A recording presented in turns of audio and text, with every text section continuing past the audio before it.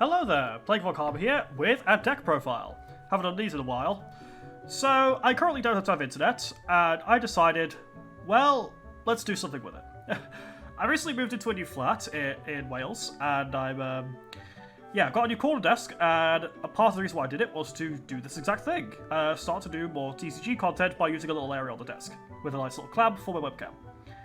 So this is going to be my little pilot episode of sorts, where I go over my Aerodactyl Haymaker deck for the base fossil TCG. So, for those who don't know, there is a Pokemon TCG, and base fossil is basically the RBY of the entire format of the TCG. And in this format, you have, it's mainly dominated by like Mewtwo decks and Rain Dance, especially Rain Dance. Rain Dance is a Blastoise deck where you just blurt out water energies onto things, just deal a million damage. It's really funny. You use like Pokemon Breeder to get to Blastoise quickly. This deck is a counterpick to that. Aerodactyl has the ability Prehistoric Power, where no more evolution cards can be played. And that's it. That's what you do. This deck is all gas. You just turbo out this little cunt. So, let's get into the card by card. So, we run 2 Aerodactyl and 2 Mysterious Fossil. Now, some people may say, why not run 4 of each? That's because I like to play good cards. Aerodactyl is not a good card on its own. In fact, it doesn't really do much once it's actually out. It just kind of sits there and stops Blastoise from existing. So, as a result, you can't really afford to play any more of it. But 2 is enough, and also I have 2 pre-release Aerodactyls, so why not? Next up we have Quadruple Mewtwo. Quadruple Mewtwo is the staple of the formats, really. You don't play it in every deck, but if you don't really have anything else to play, you may as well just play it. The reason for this is because it is not too killed by Scyther, because it has 70 HP. It has the ability Energy Absorption, where for 1 energy, you can get 2 from your discard pile. That means that you get a 40 damage per turn attack, which beats over most things in the format in 2 turns. Anything that can take 2 hits from Mewtwo, such as Blastoise in this case, is very strong in the format. But yeah, you don't often get the opportunity because you're either too slow, because it's a stage 1 or stage 2, or it's just, you get the idea.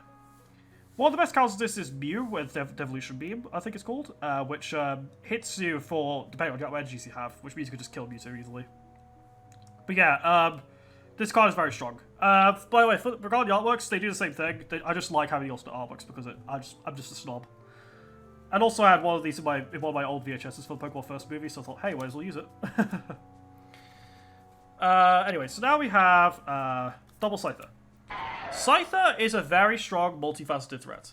Also, I just noticed there's a lot of glare on my stuff here. I'm sorry about that. Scyther is very, very good. It has no retreat cost, and it deals 30 damage per turn with Slash, which you can set up with a double colorless energy plus anything else. So within 2 turns, Scyther is very strong. And then it has a retreat cost of 0, so you could just swap between 2 Scythers if you want. It just does so much for you. If you want to, like, if you want like anything in the deck that you don't really know what to play, again, just play the Scyther. It's brilliant. It does so much. You can get very creative with this card, and also it's a Hitmonchan resist, and Hitmonchan is still okay in these formats, even if it's not like the tier titan it was back in the original base set. In Fossil format, you have Scyther and other things to counteract Hitmonchan's dominance, and that's why you brought Scyther. If you're unprepared, Hitmonchan will still like get you good, just don't go lights out on you. It's still very strong. Electabuzz, Quadruple. Electabuzz is useful because it has Thunder Shock, which means every turn the opponent has just a coin flip chance to not move. And also Thunder Punch does a lot more, can do more damage than what Scyther does, which is great. So yeah, you want this. In general, if you played like any of the base set formats, you will probably be aware of how strong the Electabuzz can be once it gets the ball rolling.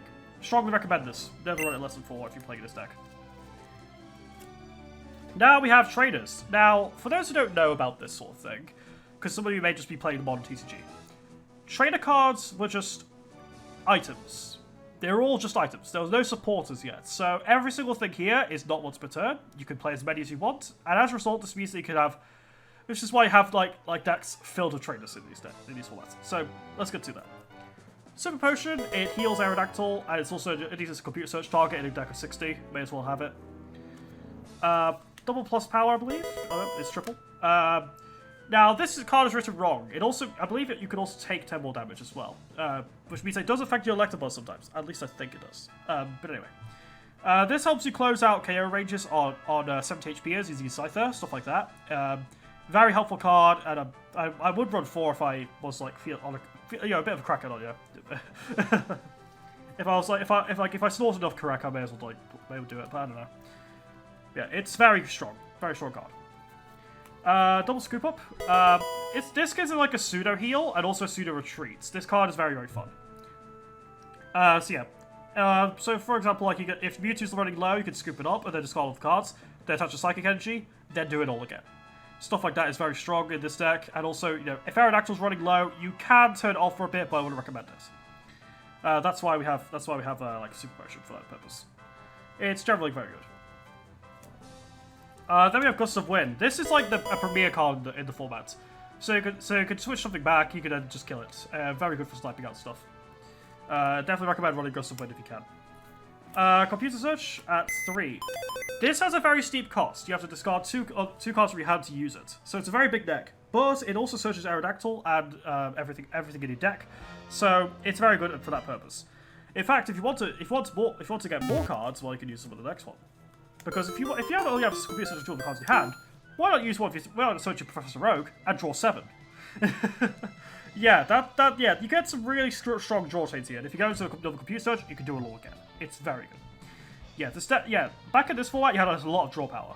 So, in fact, you also get Bill, in case you want more cards. Because why not? Remember, none of these are once per turn.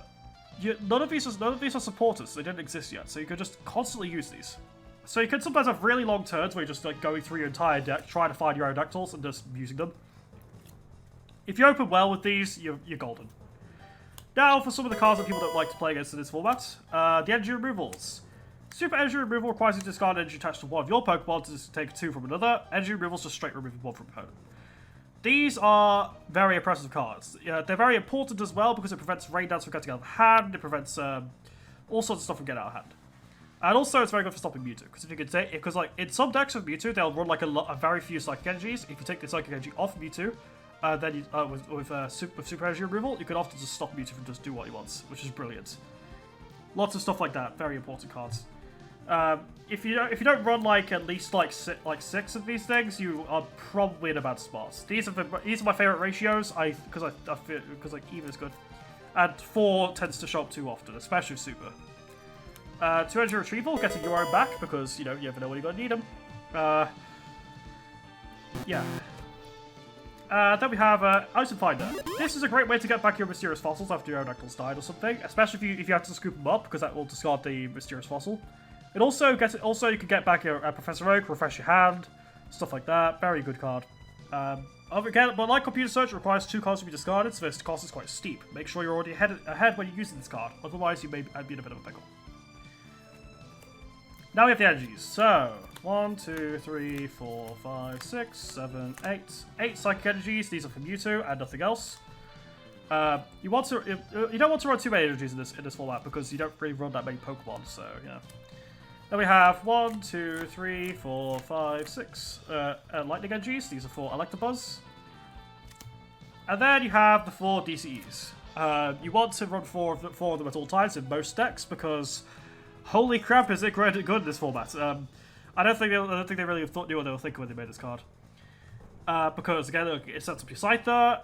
But again, like Mewtwo can't get it back though because it's a special energy card. So make sure you remember that Mewtwo can't get it back.